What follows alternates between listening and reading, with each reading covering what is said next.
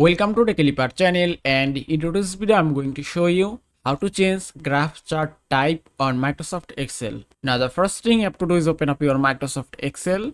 After open the Excel, just open up any document. You can see in my document a graph chart is already created. Now if you want to change the graph chart type, at first you have to select it and then click on chart design tab. And here at the corner you can find change chart type option, then just click here. And that's it. After that you can see this window. Now here you can find so many options, that means so many chart type. You can see line, pie, bar, area, map, surface, and you can choose any graph chart type as you want or like. Suppose if you want to change your graph chart type to line chart, you have to just select line from here. After select the line, you can find some line style. Here you can find 7 type of line chart and you can choose any line chart as you like. If I select it and then just click on OK, and you can see the chart type has been changed successfully. Now if you click on same option again and then click on recommended charts, here you can find some chart suggestion